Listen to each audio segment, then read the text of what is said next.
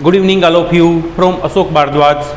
Welcome to again new SS class lesson number 7 India जलवायु climate and wild life, Bharat जलवायु वनस्पति तथा वन्य प्राणी। स्टूडेंट्स, लेसन नंबर 7 से related few point I will discuss with you in this class. So let us start, don't waste time, now hurry up. तटीय क्षेत्रों जैसे जो समुद्र के नज़दीक के समुद्र के तट के नज़दीक का क्षेत्र होते हैं, जैसे भाई तटीय क्षेत्रों मुंबई तथा कोलकाता की जलवायु मध्यम है, न ही अधिक गर्म है न ही अधिक ठंड, क्योंकि यहाँ की जलवायु मध्यम है। तो ये स्थान है तो अधिक गर्म होते हैं न अधिक ठंडे होते हैं। कौन से? कोलकाता और मुंबई। मुंबई महाराष्ट्र की कैपिटल, कोलकाता वेस्ट बंगाल की कैपिटल। समुद्र तट पर होने के कारण ये स्थान बहुत आर्द्र हैं।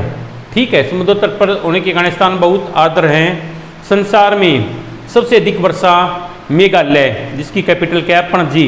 भाई संसार में सबसे अधिक वर्षा मेघालय में स्थित मौसिनराम में ही होती है, जबकि किसी वर्ष राजस्थान के जैसलमेर में वर्षा होती नहीं। देखो भाई इंडिया के अंदर कितना डिफरेंट टाइप का क्लाइमेट है, कैसा वो है इन्वायरमेंट है।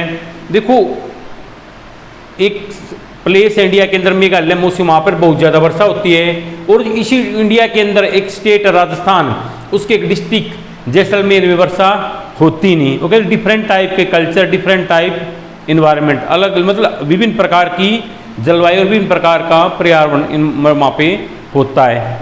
ठीक है, आगे क्या है? प्राकृतिक वनस्पति। हम अपने चारों तरफ विभिन्न प्रकार का पादप जीवन में जंतु जगत, पेड़ पौधों या मतलब पेड़ पौधों का जीवन या जंतु जगत को हम देखते अपने चारों तरफ। विभिन्न प्रकार का पादप जगत, पादप शब्द पौधों के लिए प्रयोग हुआ है।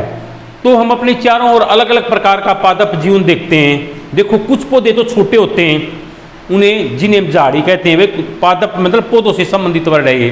कुछ पौधे तो छोटे होते हैं जिन्हें झाड़ी कहते हैं, जैसे कैक्टस तथा फूलों वाले पौधे, ठीक है, इत्यादि, नीम, आम।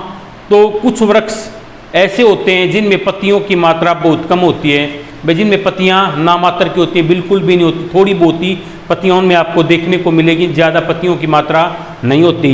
जैसे नारियल, घास, झाड़ियाँ तथा पौधे। भाई नारियल, घास, झाड़ियाँ तथा पौधे जो बिना मनुष्य की सहायता के उपजते हैं, मतलब कि ये ऐसी चीज़ है इनको मनुष्य ने नहीं उगाया, ये अपने आप ही पैदा होते हैं, अपने आप ही उपजते हैं, अपने आप ही उगते हैं, इनको मनुष्य ने पैदा नहीं किया। इन्हें क्या कहते हैं? उन्हें प्राकृतिक वनस्पति कहते हैं। ठीक है, जैसे नारियल, घास, झाड़ियाँ तथा पौधे जो मनुष्य की सहायता से, जो बिना मनुष्य की सहायता के, वे मनुष्य की इसमें किसी प्रकार का कोई इंटरफेयर नहीं होता, ये अपने आप ही पैदा होते हैं, उन्हें क्या? प्राकृतिक वनस्पति कहते हैं।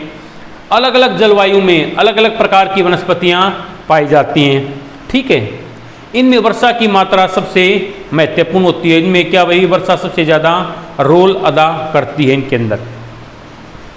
स्टूडेंट्स, लेसन नंबर 6 की जो एट दिस टाइम जो 7 की ये क्लास रनिंग थी, यहीं पर फिनिश हुई। So I hope you must have enjoy today's class. इस लेसन की 1 या 2 क्लास और रिमेनिंग है। उसके बाद ये हमारी बुक जो भूगोल की जो हमारी बुक है ये हमारी फिनिश हो जाएगी। उसके बाद हमारी 3rd बुक स्टार्ट होगी 6th स्टैंडर्ड की, सामाजिक एंड राजनीतिक जीवन, वो बुक स्टार्ट करूँगा मैं। तो इस लेसन से रिलेटेड अगर आपसे कोई क्वेरी है, कोई क्वेश्चन है, कोई टॉपिक समझ में ना आया, कोई वर्ड समझ में ना आया हो, आप प्लीज़ उस वर्ड को कमेंट बॉक्स में राइट कर दीजिए, फिर मैं नेक्स्ट क्लास में आपको उसका आंसर बता दूंगा, इसका मीनिंग बता दूंगा। ठीक है, क्लियर? Isn't that soul?